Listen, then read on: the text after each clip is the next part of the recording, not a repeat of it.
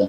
Nah gue sengaja pengen namanya tuh ada Indonesia-Indonesianya, karena kayak apa ya, kita sebagai tours kan harusnya mengusung nama negara bukan nama destinasi. Karena kenapa? Karena orang luar tuh taunya Indonesia dulu, bukan Bromonya gitu ya nggak sih?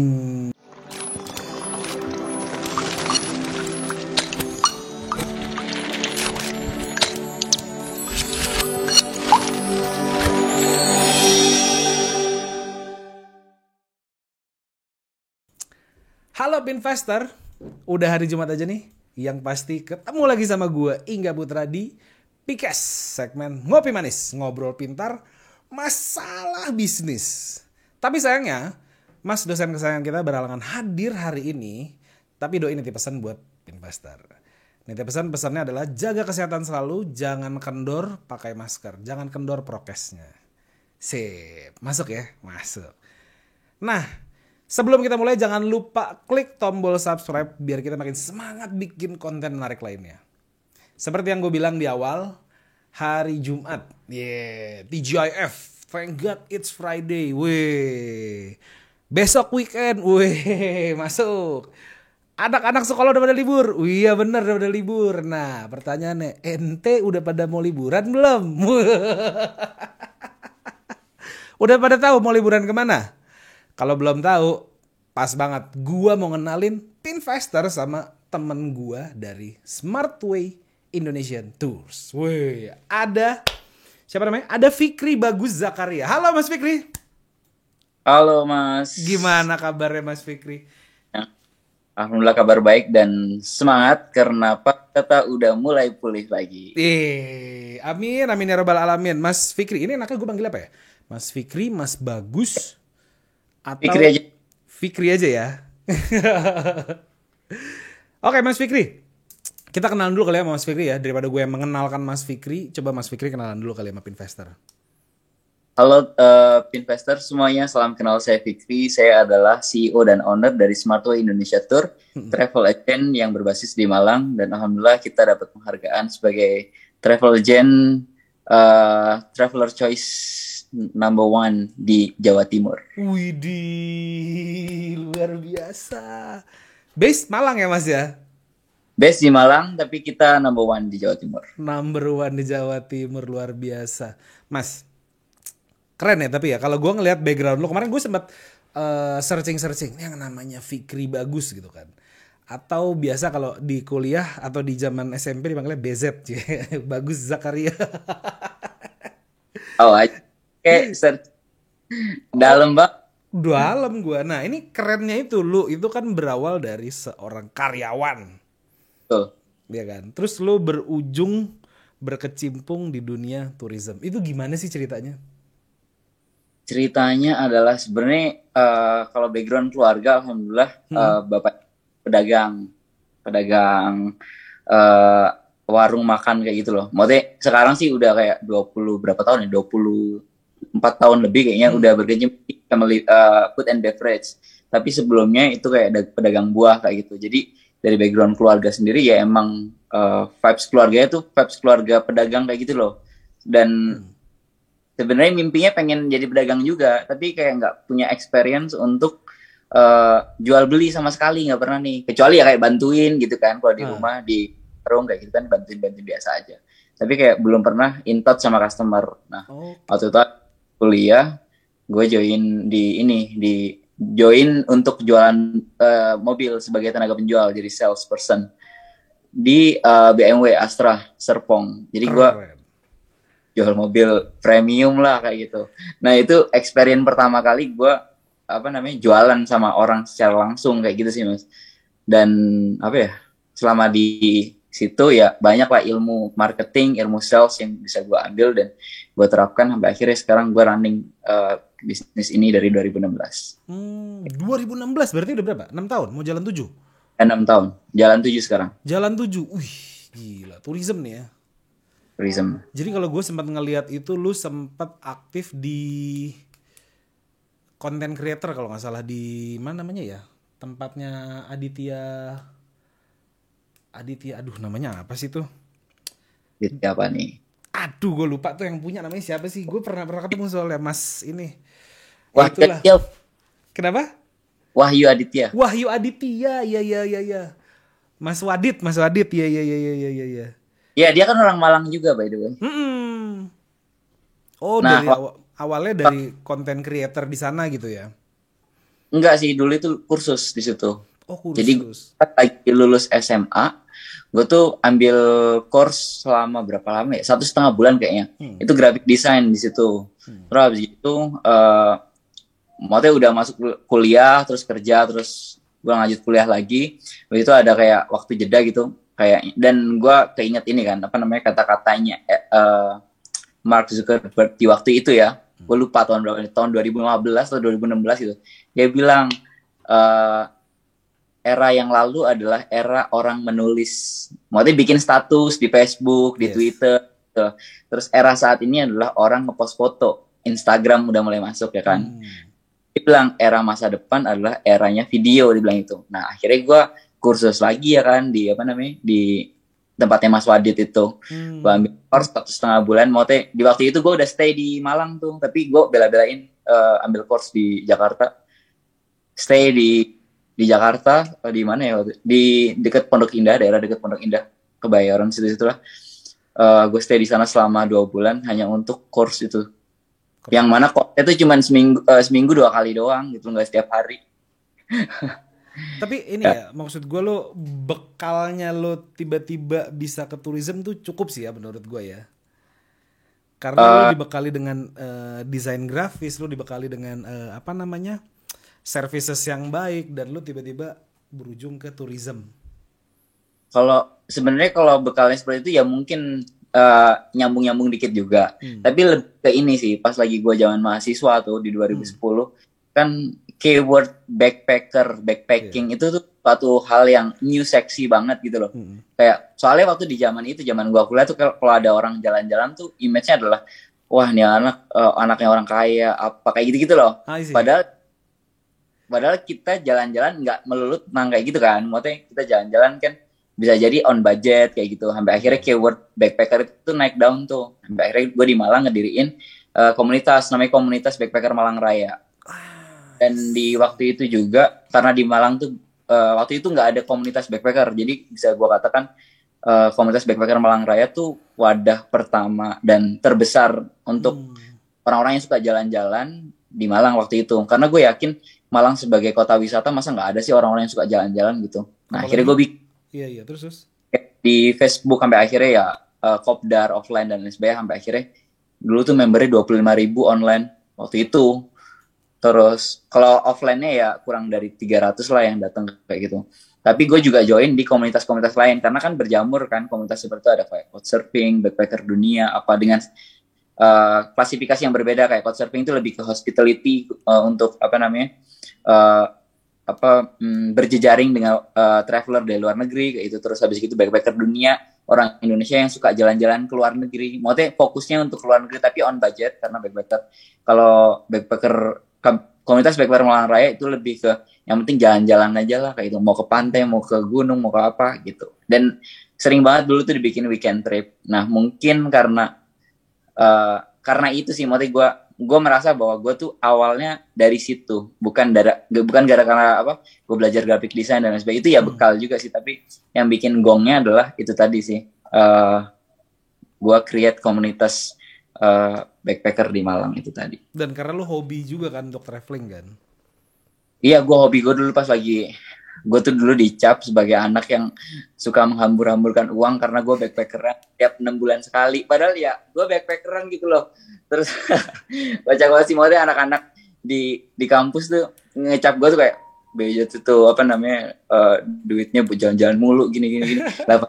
Lebih ke bagaimana kita spending duit kita kan, bagaimana kita manage duit kita. Ya gue kalau sama teman-teman udah kayak lu main mulu lu gini habis dari mana gitu ya daerah. Karena gue setelah UAS tuh gue nggak bisa diganggu karena gue jalan-jalan selama 2-3 minggu gitu loh. Kadang ke Indonesia, kadang keluar Indonesia juga. Gue mikir gini sih. Ya kalau gue kan nabung duitnya untuk jalan-jalan nih, gue spendingnya untuk jalan-jalan setiap 6 bulan sekali untuk backpacking. Nah kalau lu berhubung lu rokok, lu kan 20.000 per hari ya kan, dikali 20.000 dikali 30 hari kan 600.000, dikali 6 bulan kan 3.600.000 nggak sih kalau nggak salah.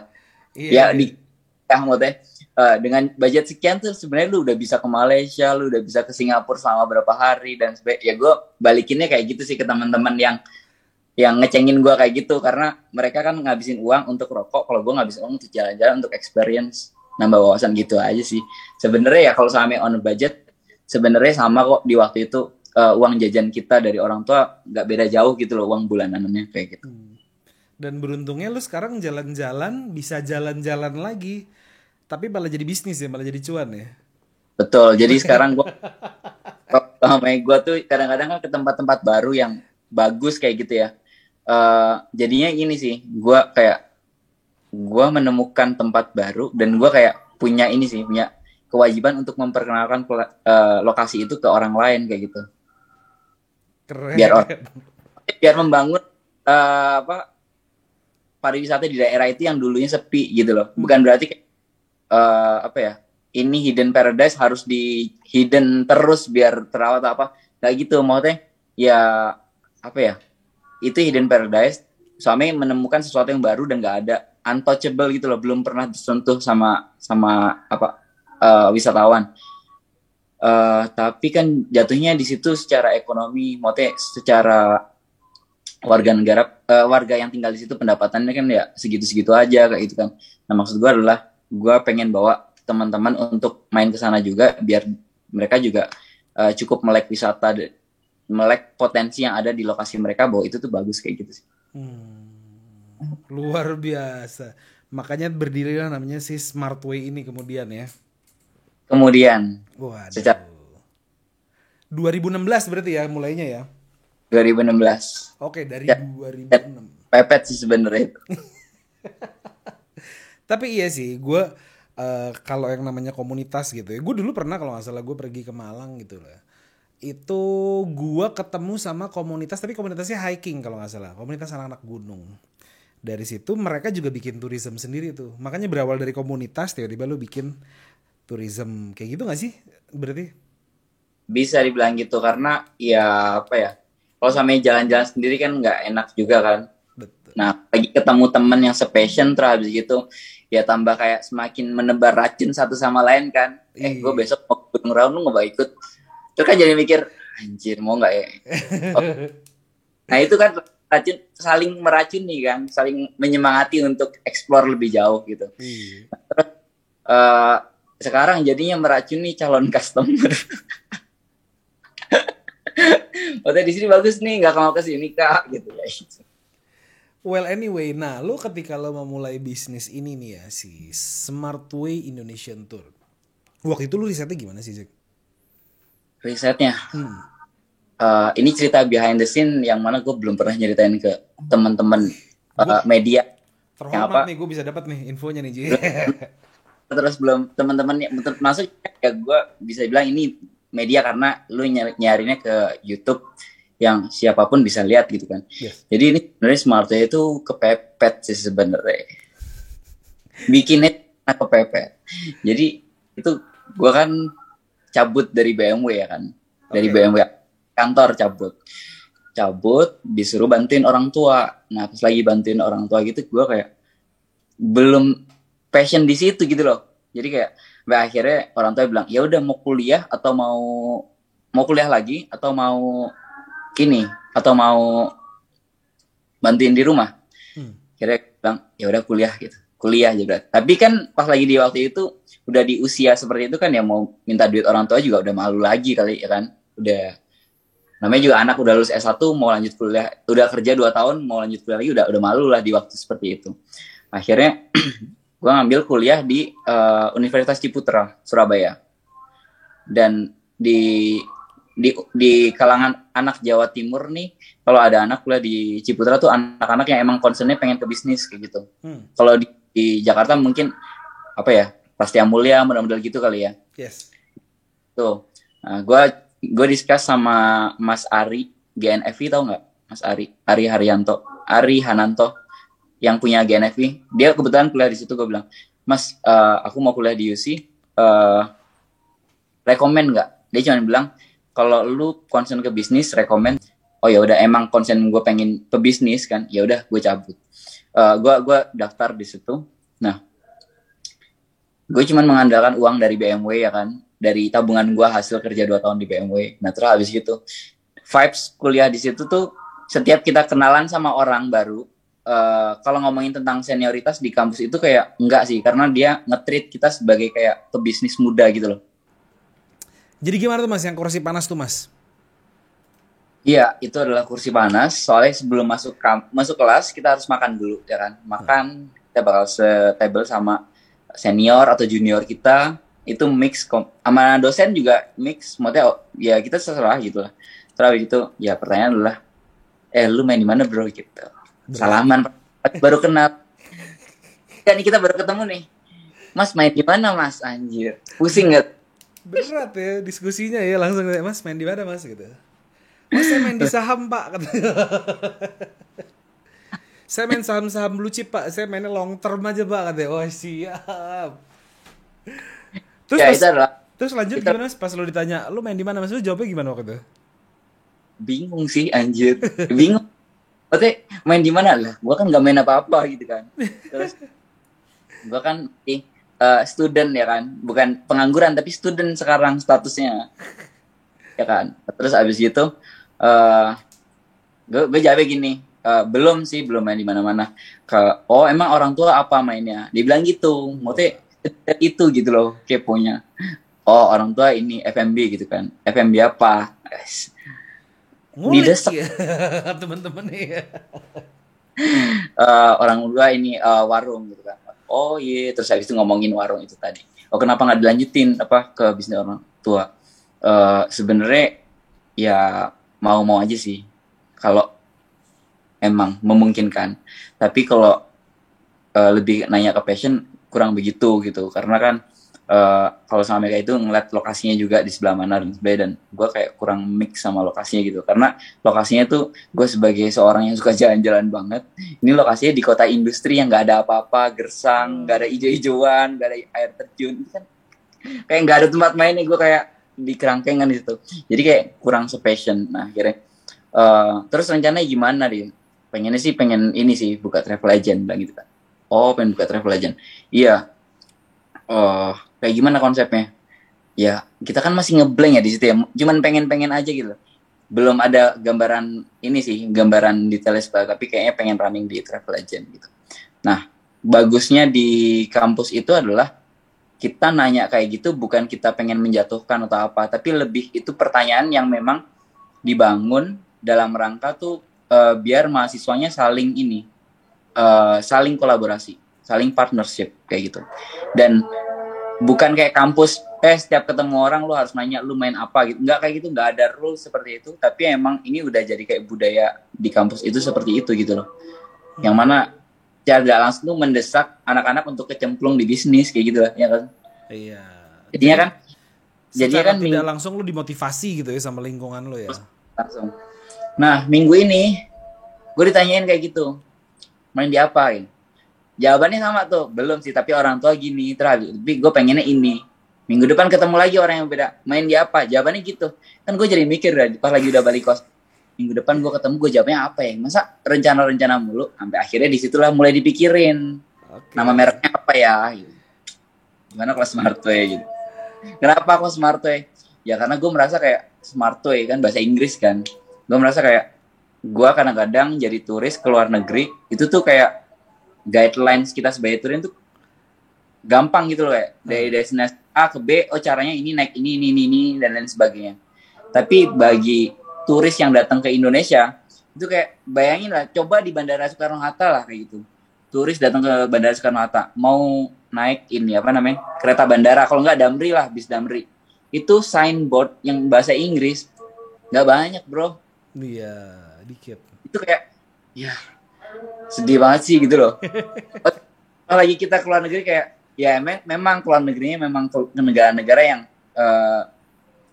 maju gitu kan, kayak Singapura, terus habis gitu Hong Kong kayak itu kan maju kan. Walaupun Singapura tetangga kita deket gitu, kenapa kita nggak nyontek dia gitu loh. Nah itu terus habis gitu kita butuh brosur tentang wisata, ya itu tinggal ambil aja kan, gratis juga gitu. Iya. Coba jadi turis orang nggak ngerti Indonesia seperti apa, bahasa Indonesia nggak ngerti, ke Bandara Soekarno Hatta mau cari apa namanya brosur wisata yang apa transport ntar kayak gini rutenya, peta kota Jakarta, peta jaringan apa namanya jaringan perkereta apian atau bus atau transportasi umum itu nggak gampang ditemukan di di lokasi-lokasi strategis seperti bandara kayak gitu-gitu. Stasiun juga nggak ada yang bahasa Inggris. Nah, maksud gue Smart Way. Kenapa Smart Way? Karena kita pengen menjadi jalan pintar bagi mereka, kayak pengen jadi petunjuk mereka gitu loh. Sadis. Berat. Filosofinya lebih kan. Nah, kenapa gue nggak mention kayak apa ya? Karena gue running awal kan destinasi Gunung Bromo kan. Kenapa gue nggak bikin apa nama mereknya adalah Bromo Tours apa Bromo apa. Biasanya kan nama apa namanya? Nama-nama travel agent di Indonesia tuh nama-namanya nama-nama destinasinya gitu loh. Borobudur apa, terus habis itu Merapi apa, Bromo apa, Bali apa gitu. Nah, gue sengaja pengen namanya tuh ada Indonesia-Indonesianya. Karena kayak apa ya, kita sebagai tours kan harusnya mengusung nama negara bukan nama destinasi. Karena kenapa? Karena orang luar tuh taunya Indonesia dulu, bukan Bromonya gitu ya nggak sih? Itu dia. Nah, kan dari framingnya Smart Way juga kita nggak mau apa namanya nggak mau nyaman dengan destinasi yang sekarang kita provide. Maksudnya kita kan home base di Jawa Timur, ya gue pengen di Jawa Timur aja. Tapi kita pengen provide ya seluruh Indonesia sih kalau bisa. Amin. Amin. Tapi so far kalau yang gue lihat itu ya masih Bromo ya rata-rata kalau di YouTube ya. Kenapa? Karena tim dokumentasinya yang ready di Bromo. Oh, I see. Iya beberapa, tapi ada sih yang ada di Nusa Penida. Kemarin gue sempat nonton. Maksudnya tim dokumentasi yang udah kayak settle banget itu di Bromo udah settle tim kami. Keren juga. Nah itu ya berarti lu berawal dari lu sering nongkrong sama anak kampus di ibaratnya didesak gitu ya, tiba-tiba secara tidak langsung lu didesak, tiba-tiba lu main apa bro, akhirnya apa ya akhirnya tercetus lah Smart Way Indonesia Tours, luar biasa.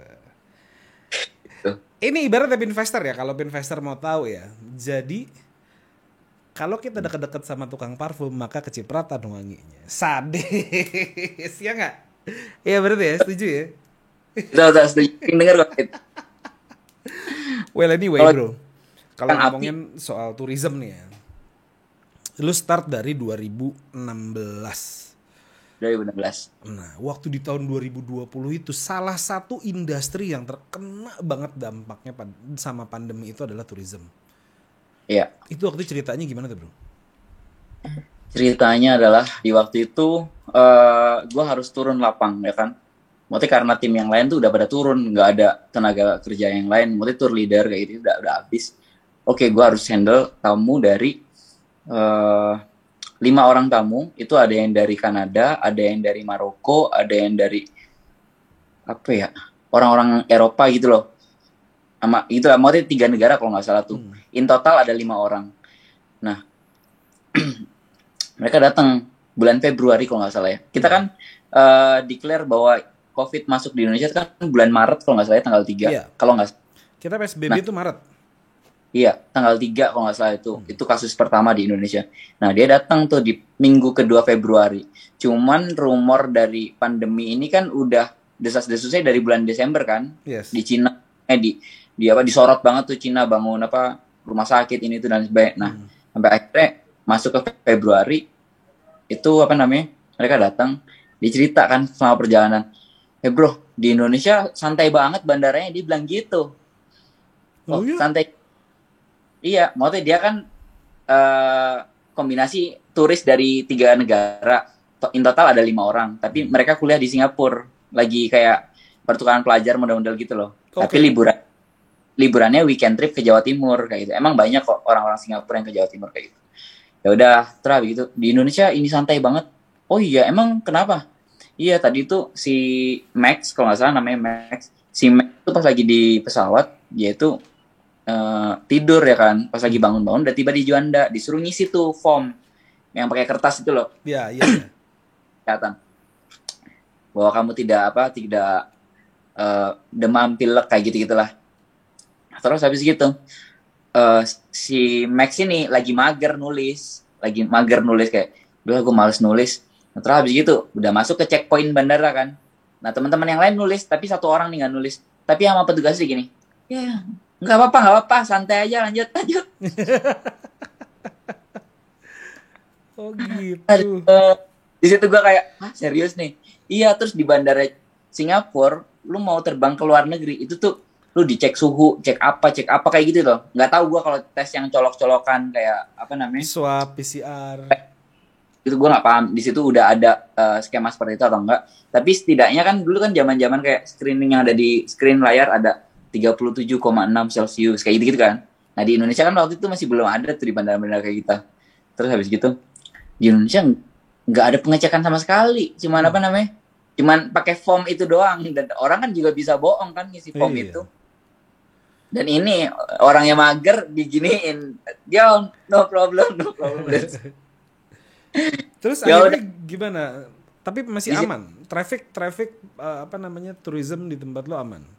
Di Februari aman. Sampai akhirnya gue ngerasa kayak, wah ini nih warning nih. Kalau gitu gue yakin banget ini COVID udah masuk Indonesia nih bulan Februari. Karena bandaranya kan lost doll gitu loh. Nggak kontrol ketat gitu. Wah, ini udah kecolongan sih sebenarnya. Tinggal nunggu waktu aja. Bener bulan Maret ya kan. Dari bulan Maret itu kan kayak bom banget kan. Jeder di sono ada. Tutup semuanya border gitu kan. Border tutup, mati lah gua. Sampai akhirnya itu sales nggak ada dari bulan Maret sampai Oktober, bro. What? Sales nggak ada dari bulan Maret sampai Oktober. Terus lu gimana bertahannya waktu itu tuh? Hah? Waktu itu bertahannya gimana? Gua kan bertahannya ya pasti dari saving sih sebenarnya. Saving yang sebelumnya gua fokus gitu. Cuman kan ya namanya kayak gini kita mikirin ini kan, maksudnya driver kayak gimana dan apa namanya? Ya kasihan gitu loh. Drivernya kan ya gimana mau Pak narik siapa dong, customer-nya nggak ada juga gitu kan, tour leader juga sama kayak semuanya kayak terdampak. Dan di waktu itu sebenarnya ngerasa kayak rada jealous sih sebenarnya. Kan ada kayak di awal-awal COVID kayak ayo kasihan abang Gojek apa gitu kan. Tahu nggak sih kayak tahu gue inget. Maksudnya kita melewati masa di mana kita order GoFood aja pas lagi abangnya datang buat bapak aja gitu. Iya, gue iya tahu. Nah itu gue ngerasa kayak gini, gue jealous sih, enak banget sih jadi abang Gojek. Ya ada kayak gitu sih, ada kayak gitu, enak banget sih orang-orang kayak attentionnya lebih ke abang Gojek kayak gitu. Ya gue kali gitulah. Tapi sektor yang ini terlupakan sama sekali.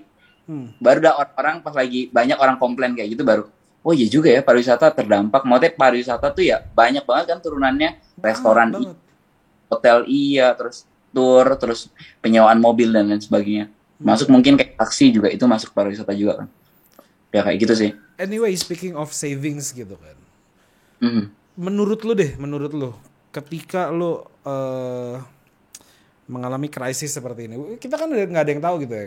Ketika lu memasuki krisis yang dimana lu bener-bener mati suri, lu nggak bisa keluar, lu berhentiin kah atau gimana gitu. Terus alhamdulillahnya mungkin lu masih ada savings gitu. Jadi lu masih bisa bertahan. Kira-kira nominal yang ideal tuh berapa kali sih? Maksudnya berapa kali dari penghasilan lu sebulan sih savings ini? Saving. Gua nggak tahu sih. Gua nggak tahu berapa kalinya, tapi gua pernah baca buku kalau samanya kita tuh minimal punya tabungan 12 kali dari spending kita bulanan. Bulanan kita. Karena logikanya gini kan, soalnya ada orang nih di PHK sama perusahaan. Nah, selama setahun itu nggak mungkin dong orang kayak, ya udah dah, gue di rumah aja nganggur nggak apa-apa. Iya.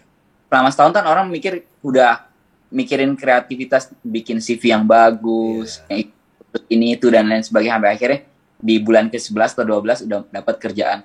Nah, jadi standar saving yang bagus adalah yaitu tadi sih, kita harus tahu kebutuhan kita dikali 12 bulan maksudnya untuk kebutuhan 1 tahun ke depan kayak gitu. Nah, syukurnya pas lagi waktu ini gue tuh udah saving gue siap untuk itu gitu loh. Jadi pas pandemi ya mungkin awalnya nggak shock sih pastinya karena kan nggak ada sales sama sekali. Cuman di sisi lain saving itu ada gitu loh. Tapi ya tetap aja saving kan tinggal nunggu waktu nih abisnya kapan ya kan. Terus waktu itu pivotnya gimana tuh? Lo melakukan apa? Inovasi apa tuh waktu itu tuh untuk ngakalin lo biar ada pemasukan? Sejujurnya bingung kalau sampai ngomongin pemasukan. Karena serba salah bro, maksudnya kita kan harus di rumah aja. Campaignnya gitu, di rumah aja, di rumah aja, di rumah aja. Sedangkan kita orang lapangan, gimana mau di rumah aja. Akhirnya gue merasa, ya udah, gue nggak apa-apa di rumah aja, tapi gue harus produktif gitu loh. Nah, gue benerin sistem yang ada di SmartPay semuanya. Yang maksudnya sistem nggak semuanya, tapi cukup banyak yang gue benerin sistem di SmartPay, kayak dari partnership kayak gitu-gitu. Jadi di zaman itu kita ini apa namanya,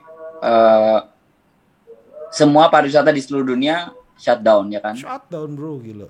Tapi bukan berarti bahwa kita nggak bisa produktif, bener nggak? Jadi gue partnership sama partner-partner di luar negeri, kayak travel agent di luar negeri. Lu mau partneran nggak? Gue punya paket di Indonesia, lu lempar tamu ke gue, segini netnya bawa, kayak gitu. Nah, that's what I did. Terus dari segi apa namanya, paket perjalanan wisatanya juga gue improve bentuk layanannya kayak gitu loh. Mungkin kayaknya ada nih kalau tour itu kan lebih ke experience kan, bagaimana kreativitas kita mengemas sebuah paket wisata. Jadi kayak di Malang nih ada potensi, maksudnya di Jawa Timur ada potensi seperti ini. Di situ tuh belum pernah ada yang ngadain bentuk paket wisata yang seperti ini. Akhirnya gue bikin kayak gitu. Kayak contohnya kalau di Bromo, kalau kita ngeliatin Taman Nasional ya seperti itu. Orang yang ke Bromo yang ngeliat sunrise, habis itu keliling udah selesai. Kenapa enggak kita bikin romantic breakfast kayak gitu? Iya, kenapa enggak? Lihat tuh. Breakfast ala Sultan gue lihat tuh. Kita bikin intimate picnic. Kenapa kita nggak bikin paket yang kalau dulu tuh lebih ini apa namanya? Orang pengen pre-wed di Bromo gitu kan.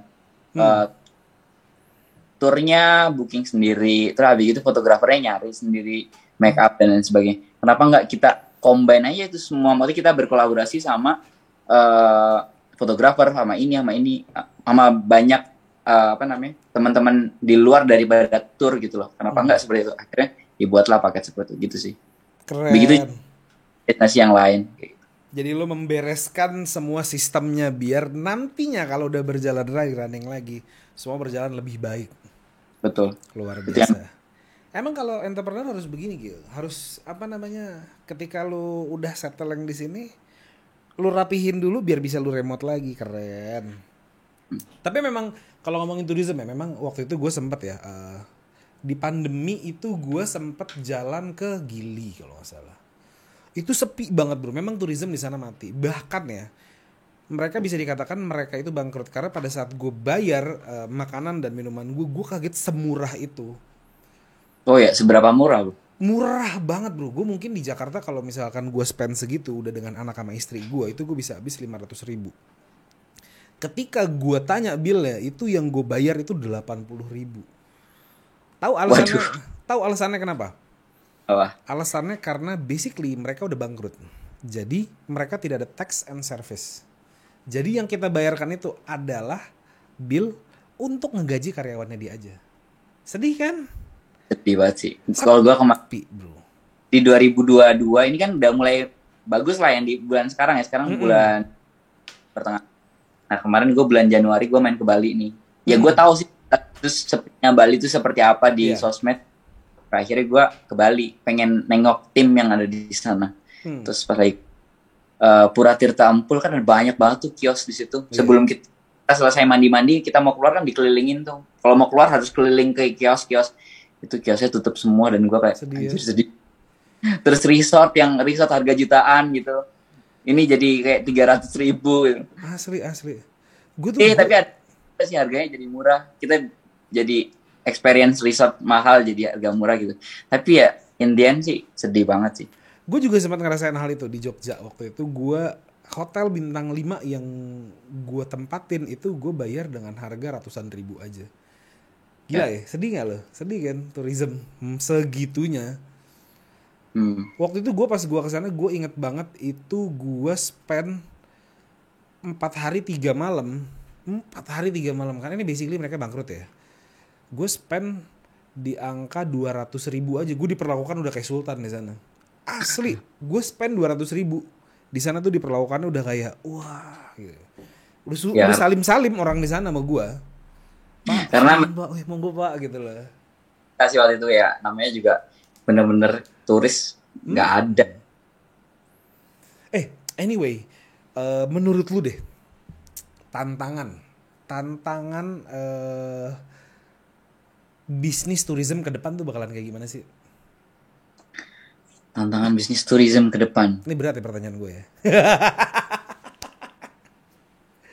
Gimana ya? Tergantung marketnya, bro. Oke, Mau nyasar. kan kita gini ya. Kita tahu nih kalau misalkan di Malang, gue pernah ke Malang, gue pernah tur Bromo.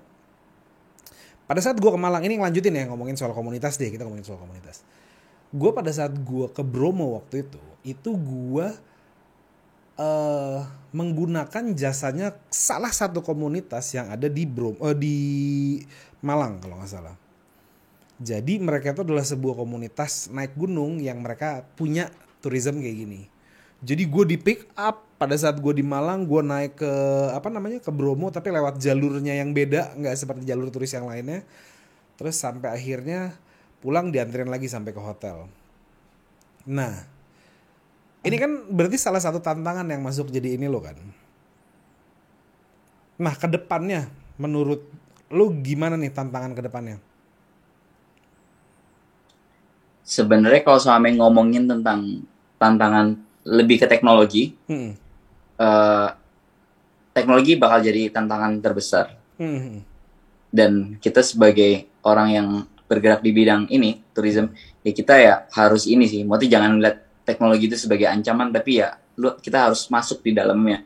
Itu yang pertama. Terus kalau selama tantangan dari customernya, apakah customer tuh bakal berubah sih. Maksudnya keinginan dan trennya tuh berubah. Kayak contohnya dulu customer lebih ke milenial mungkin ya. Milenial yang umurnya tuh ya di kisaran 25 sampai 35-an kayak gitu. Nah, sekarang customer itu rada ini kritis. Maksudnya concernnya customer tuh beda gitu loh. Okay. Kalau kita nyasar ke generasi milenial, generasi Z, Alpha, mereka tuh visual minded. Yes. Visual minded. Maksudnya ya terlepas mau foto, mau video, mau apapun, mereka concern banget sama visual. Warnanya apa, kayak gitulah. Kalau dulu tuh nggak ada tuh orang-orang kayak warnanya apa gini. Maksudnya mobilnya warnanya apa, terus timnya seperti apa, enggak. Tapi kalau selama ngomongin tourism, as long as you give best service, customer will return to you, ya kan? Iya. Terlepas kayak ada teknologi ini tuh dan sebagainya, service is number one sih. Iya, karena memang yang namanya service kan sifatnya subjektif lah ya. Mm-hmm. Lulusan Astra BMW mah pasti mantap. Kalau ngomongin service wise mah, juara pak. Premium zaman dulu kan. Iya, jadi apa ya? Kalau Sami, gue bilang gue nggak bisa jualan dulu ya kan. Yes. Di 2014 gue nggak punya experience jualan sama sekali. Kadang gue ngeliat adik gue jualan pensil pas lagi dia SD gitu kan. Kayak, wah lu udah dapet pengalaman jualan itu. Gue sekalinya pengalaman jualan mobil harga mahal MM-an. Nah, syukurnya adalah pas lagi masuk di situ di BMW. Karena mobilnya mobil mahal, cara jualannya pun beda gitu loh. Treatmentnya beda.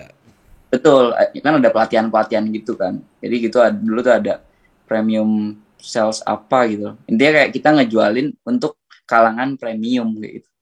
Nah, ya mungkin ilmu yang gue masukin ke Smartway juga secara langsung. Wih, jadi bekalnya udah cukup mantep nih ya. Servicesnya ada, kalau lu mau main di sosmed juga lu bisa content creator ya gak sih? Yes, Pak. Waduh, tadi kan ya kita tahu lah yang namanya services itu nomor 1 ya kan. Lalu kalau misalkan gue pengen tanya, biasanya kalau dari si Smartway ini paket yang lo tawarin ke klien tuh apa aja sih? Paket apa aja? Wah banyak, tergantung lo mau destinasi apa. Kita kalau sampai sekarang running di Jawa Timur, di Bali, di Lombok, sama di Belitung. Itu 4 layanan kita. Tapi kalau tanya yang banyak yang mana, ya karena kita home base di Jawa Timur, otomatis kita fokusnya ya destinasi Jawa Timur kayak gitu. Tapi kan menutup kemungkinan kita nge-handle di di destinasi lain. Terus kalau tanya emang maksudnya Smartway ini gimana sih konsepnya, konsep bisnisnya? Kalau sama travel agent lain mungkin emang dia home base-nya di Jawa Timur gitu ya. Dia buka destinasi ke Labuan Bajo, ke Raja Ampat dan sebagainya. Baju Nah, itu nih, ngomongin banyak kan baju. Pusing gue kalau ngomongin Labuan Bajo. pusingnya mau ke sana atau pengen ke sana? Pengen segera ke sana atau pengen balik ke sana lagi? Gue pengen nyobain ke sana karena itu salah satu trip yang Gue udah pernah ke sana dan gue hampir mati di sana by the way. Gimana ceritanya? Kok bisa hampir mati sih? Gue backpacking pas lagi Chinese New Year. Oke. Ini ceritanya jadi meleot dikit. Nggak apa-apa. Itu kan kita ngobrol santai nih. Chinese New Year di tahun 2011. Kalau nggak salah Labuan Bajo tuh dapat penghargaan sebagai New Seven Wonders itu 12 kalau nggak salah ya. Di tahun 2012 nggak salah 12 atau atau 11. Nah, gue tuh 1 tahun sebelum penghargaan itu di-announce gitu kan. Nah, terus gue kesana pas lagi Chinese New Year. Kepercayaan orang sana kalau kita datang pas lagi Chinese New Year itu gelombang tuh bakal tinggi. Oke. Di lautan, di tengah-tengah lautan sana. Nah, tapi gue nggak punya waktu lain selain itu karena kakak gue harus pulang ke Jakarta dan bisanya cuma hari itu doang. Gue sih ada rada fleksibel tapi kakak gue nggak bisa. Jadi mau nggak mau kalau lu mau tetap ke sana. Waktu itu kapal-kapal yacht itu ya untuk kalangan ini sih, kalangan orang-orang yang kaya banget kan gue backpacker. Mahasiswa coy, nggak punya duit. Nah, gue backpacker kan. Nah, yacht itu kebanyakan yang punya juga bule, gitu kan. Waktu itu, mau travel agent di Labuan Bajo di waktu itu di 2011 kalau nggak salah ya. Itu tuh yang punya itu bule-bule hampir semuanya travel agent. Kayaknya kepemilikan lokal, orang lokal yang punya travel agent tuh mungkin sekitar 5-10% aja, selebihnya bule. Nah, habis gitu, gue nekat nyebrang kan. Bener ada gelembung-gelembung gitu. Apakah pusaran-pusaran air kecil-kecil gitu, tapi banyak. Akhirnya yang harusnya nyebrang ke pulau ke Pulau Komodo, itu lupa sih di sana tuh berapa jam, mungkin 3 jam atau 4 jam gitu. Pokoknya gue tuh hampir 2 kali lipatnya nyebrang ke sana. Gara-gara yang tadinya gue bisa destinasi A ke B langsung gini. Cuman karena ada gelembung-gelembung di muter-muter jadinya. Tengah ya kan.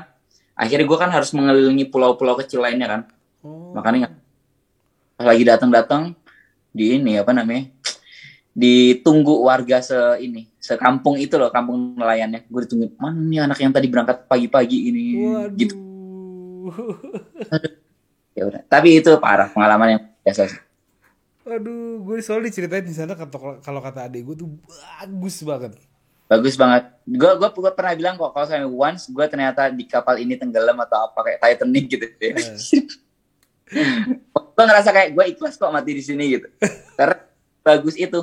Bayangin bro, lu naik di kapal nih, di bawah itu terumbu karang udah kelihatan. Padahal itu dalam, sejernih itu lautnya. Parah. Gue ceritain sama adik gue tuh berenang sama mantare gitu loh, gede gitu. Waduh, tuh gue ngeliatnya kayak, aduh, kok keren banget. Gue ngeliat video-videonya doi, gue ngeliat foto-fotonya dia, itu keren banget asli. Dan ya, semakin kita pergi ke daerah yang susah untuk dijangkau, itu banyak sih surga-surga tersembunyi. Bener. Tapi Jawa Timur tuh juga bagus-bagus loh bro. Jangan salah, lo salah satu tempat favorit trip gue waktu itu salah satunya juga itu adalah si Bromo.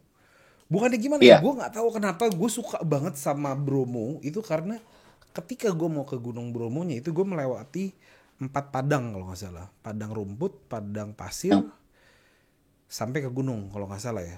Dan itu gue masuk hutan, masuk alas kayak gitu. Dan itu gue suka banget, gue seru banget sama per trip itu. Iya, soalnya kalau beberapa orang kalau ngomongin ke Gunung Bromo mau ngeliat sunrise, dipikirnya tuh ngeliat sunrise habis itu dia pulang gitu. Ngapain itu ngeliat sunrise ke gunung habis itu pulang? Iya. Padahal kalau kita ke Bromo itu adalah kita ngeliat sunrise, setelah lihat sunrise ada kunjungan ke sini. Iya. Dan itu beda yang ditawarkan. Maksudnya kayak dari yang padang pasir yang tandus banget, terus tiba-tiba kita ke kawahnya yang screaming, maksudnya bergemuruh kayak banget suara kawahnya kalau lu naik ke atas. Itu juga kawahnya kan setiap hari kan ini kan apa namanya berasap kan. Iya. Habis itu kita pindah ke pasir savana yang setelah gersang semuanya warnanya hitam gitu kan, abu gitu kan, full dengan abu dari gunung itu tadi. Tiba-tiba lu kayak apa ya? Kayak Hijau dihipnotis. semuanya gitu kan. Ya kan? Asli Kayak asli. maksudnya orang Indonesia tuh banyak yang bilang ini tuh kayak di apa namanya kayak di luar negeri gini. Bahkan orang bule dia bilang orang India, orang Belanda, orang Austria, orang Australia, Jerman itu tuh banyak yang bilang ini tuh vibes-nya kayak New Zealand banget ini. Pas lagi di savana. Keren ya. Dan pas lagi kayak gitu di depan gue tuh gue kayak merinding sih kayak wow. Asli. Maksudnya kita sebagai orang Indonesia kayak bangga gitu loh. Gue bangga loh. Gue maksud gue salah satu trip atau destinasi yang menurut gue menarik itu salah satunya di Bromo. Iya. Tapi gue penasaran nih. Sejujurnya gue penasaran. Please lo tolong jawab. Kenapa di Bromo itu mobilnya Land Cruiser tua semua? Oke. Sebenarnya itu dulu itu boleh mobil nyampe ke penanjakan, mobil dibawa ke kawah kayak gitu boleh. Tapi sebelum 2015. Oke. Setelah 2015 kalau lu mau bawa mobil pribadi lu ke Bromo atau lu lagi ada campaign dari perusahaan kayak perusahaan mobil pengen ngetes mobil di Bromo, itu harus ada izinnya. Kenapa seperti itu? Karena adalah kita sebagai orang yang tinggal di dekat Taman Nasional, maksudnya Taman Nasional bikin kebijakan itu biar pemberdayaan warga, intinya gitu sih. Biar kita nggak jadi kayak penonton doang gitu loh. Kan kalau ngomong kayak Bromo ya siapapun boleh dong masuk, dia mau pakai mobil Jeep, Range Rover, mobil Toyota, mobil Innova dan sebagainya atau merek-merek yang lain, ya boleh masuk aja sono. Tapi kan orang yang sini jadi nggak ini kan, jadi kayak penonton doang kan. Akhirnya dibikin kebijakan itu. Terus di satu sisi mobil-mobil kayak pribadi kayak model-model Avanza, Innova kan banyak juga. Maksudnya 2 mobil itu kan banyak banget tuh berkeliaran di Indonesia dan banyak family yang kesana waktu itu pakai mobil itu. Itu tuh sering terjadi mogok di pinggir jalan dan tahu sendiri lah di Bromo kan jalannya kan sempit gitu kan. Iya. Mengganggu lalu lintas. Jadinya udahlah per 2015 nggak boleh. Kecuali kalau mau ke sini izin dulu gitu deh. Itu pun izinnya kan rada ribet lah di filter banget. Tapi kalau untuk company kayak mau test drive, berhubung gua ya background kan ada otomotif gitu kan. Asik.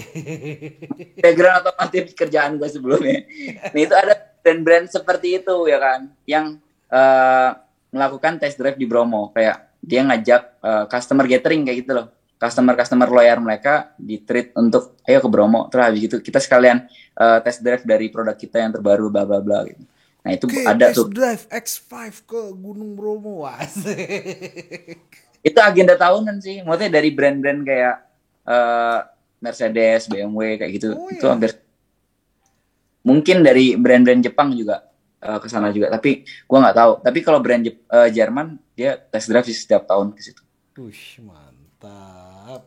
Tapi ya izin ya, intinya izin. Kalau pakai Land Cruiser nggak. Maksudnya Land Cruiser itu pun harus pakai Land Cruiser yang milik paguyuban. Jadi suaminya lu punya punya mobil kayak gitu hardtop, Toyota hardtop. Ya udah langsung aja ke Bromo, nggak boleh. Ntar dicek ada keanggotaan atau enggak kayak gitu sih. Oke, ya. Memang untuk ini ya, untuk lingkungan lah ya intinya ya. I see. Biar warganya berdaya intinya gitu sih. Benar. Tapi ada satu cerita lucu sih gue waktu ke Bromo. Jadi waktu pada saat menuruni gunung kan ada yang menyewakan kuda ya. Lo tau lah badan gue kan lebar, lega apa segala macam. Itu kuda Jack waktu pas gue tumpangin ya. Itu kuda ketika turun kaki gemeteran. Nggak kuat gue rasa kuda yang nahan badan gue. Ada. Keren. Anyway lo ada cerita-cerita menarik apa nih sama klien? Cerita-cerita lucu apa? Tiap klien kan pasti ceritanya beda-beda. Lu mau cerita yang menarik apa nih ceritanya dari klien? Cerita yang tak terlupakan mungkin ya. Gua ngehandle ada satu customer. Waduh itu parah banget sih. Maksudnya parah. Gua sebagai sebagai lu jadi customer segini banget dah kayak gitu loh. Waktu itu Lu ngerti ini nggak sih skema tour open trip, private trip? Tahu. Kalau open trip itu kan digabung dengan orang lain. Kalau Kalau private private trip, trip lu sendirian. nah biasanya skemanya itu kalau private trip lebih mahal dibanding open trip. Mm-mm. Ya kan? Karena kalau open trip kan sharing kayak itu. Nah, waktu itu ada ibu-ibu umurnya itu sekitar 43-an, 43 orang. Si ibu-ibu ini booking open trip ya kan. Hmm. Tapi di malam itu cuman si ibu-ibu ini aja yang cuman ibu-ibu ini aja yang booking, dan keputusan dari tim lapangan gue adalah kita yang handle ibu itu, karena kayak sebenarnya bisa kita titipin tapi kan kita nggak tahu travel agent yang kita titipin tuh bagus atau enggak kayak gitu kan. Jadi nggak, kita berangkat ke kita sendiri kayak gitu. Habis itu jalan, pas lagi dijemput si ibu-ibu itu ternyata sama WNA, pacarnya warga negara asing, oke? Warga negara Australia, dijemput ya kan. Bu, gini. Terus begitu. Driver gue bilang kan, Bu, malam ini berhubung yang booking cuma 2 orang aja open trip, reservasi ibu di-upgrade menjadi private tanpa biaya tambahan. Kalau lu jadi gitu seneng nggak? Seneng lah, gila kali. Seneng kan, bayar murah, tapi fasilitas private trip gitu. Iya. Ibu itu nggak terima dong. Waduh. Oh, Mas kenapa Mas ini dibilang gitu kan? Ini penipuan, dibilang gitulah, penipuan. Penipuan gitu kan. Dia bilang, mana itu Mas? Waktu itu tuh emang yang apa namanya ngehandle reservasi itu, waktu itu di zaman gue masih ngehandle reservasi itu tuh gue kan, mana Mas Fikri gini, saya booking sama dia, ini penipuan, nggak bisa kayak gini, saya tuh gabung sama orang lain gini. Ya udah kan, gue bingung gimana gitu kan, orang nggak ada reservasi lain gitu kan. Akhirnya driver ngebawa si ibu-ibu itu ke kantor, ke rumah gue kan kantor Smartway rumah gitu. Kantornya masih di rumah itu. Jam 1 malam dini hari, gue kebetulan lagi ada tamu juga dari Austria, teman lagi nginep di sini. Dia mau ke Bromo tapi kayak masih 2 atau 3 hari berikutnya. Malam-malam bro, jam 1. Orang kalau ketok itu biasa aja ya kan. Dor. Dor. Anjir, ini apaan sih gitu. Dan jam segitu udah tidur juga ya kan. Semuanya, semua briefing dan lain sebagainya kan udah dia diserahkan ke penanggung jawab malam itu kan. Dor. Terus ya buka kan. Oh iya, iya kenapa Bu? Mas saya tuh booking open trip, kenapa saya cuma sendiri gini? Ya Bu, soalnya nggak bisa gini, gitu kan. Paling enggak tuh ada 1 orang yang datang gini, dia bilang gitu kan.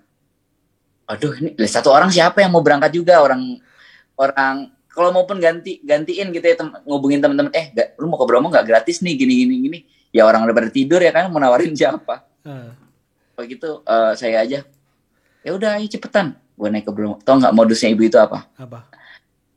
Pengen show off ke orang-orang bahwa gue nih pacarnya si bule ini. Aduh. Aneh kan? Ada aja ya. Tuh makan sekali. Jadi di malam itu gue juga harus minta maaf ke teman gue yang orang Austria yang lagi nginep di tempat gue.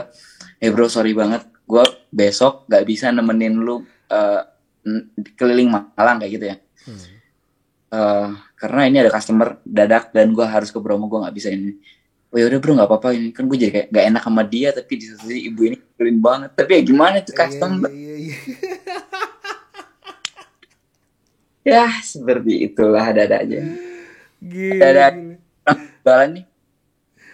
Anyway bro, lo any bucket list yang belum kesampaian? Bucket list yang belum kesampaian? Bucket list di bidang apa dulu nih? Tourism dong pastinya, atau bisnis lu kayak apa gitu, lo mau expand atau lo mau upscale kah maybe?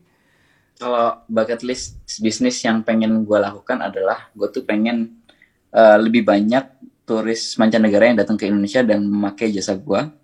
Begitu juga gue pengen ekspansi ke banyak destinasi di Indonesia, karena Smartway itu pengennya ya setiap lu pergi ke destinasi yang bagus di Indonesia, smart kayak gitu.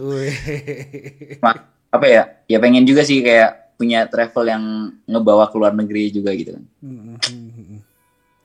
Ya, ini itu 3 bucket. Asik. Yang Anyway, berkaitan, kenapa? ya itu 3 bucket list gue yang berkaitan dengan kerjaan. Amin, mudah-mudahan gue doain bisa terwujud, Doanya teman-teman pinter. Oke, sebelum gue tutup boleh kali ya lo bagi-bagi tips buat teman-teman di luar sana yang pengen juga bikin tourism atau bahkan yang kandas bisnisnya. Kenapa? Any tips dari lo buat teman-teman yang pengen bikin bisnis tourism atau bahkan yang kandas bisnisnya pada saat pandemi? Kalau yang pengen, just do it. Kalau yang lagi kandas karena pandemi, ya you have to improve your own business. It's like a research for your internally, externally, then improve day by day. Kayak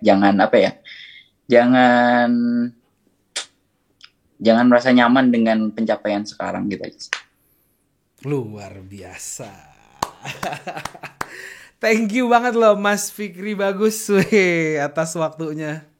Iya, thank you Mas Ingga. Mudah-mudahan wishlistnya tercapai, bucket listnya tercapai. Ya Allah. Thank you banget buat waktunya selama beberapa jam ke belakang. Nanti kalau misalkan Pinvestor yang pengen banget pakai Smartway Indonesia, terus bisa kemana Mas Fik? Bisa ke sosial media, mau Instagram, YouTube, Facebook, smartway.id, atau cek aja langsung di Google Smartway Indonesia Tour atau Smartway, itu ya tinggal keluarlah semua informasi di situ. Mantap. Nanti gue akan klik di situ karena gue pengen ngajak anak gue ke Bromo. Mantap. Ya. Oke Mas Fikri, kalau gitu kita tutup aja. Mungkin buat Pinvestor jangan lupa di-share karena ilmu ini bakalan menarik banget buat kalian. Jangan lupa di-subscribe juga biar kita makin semangat bikin konten menarik lainnya. Dan kalau gitu sampai jumpa setiap hari Jumat di Pikes Cabang Ngopi Manis. Gua Ingga Putra. Gua Fikri Bagus. Sampai jumpa di Pikes Cabang Ngopi Manis selanjutnya. Assalamualaikum.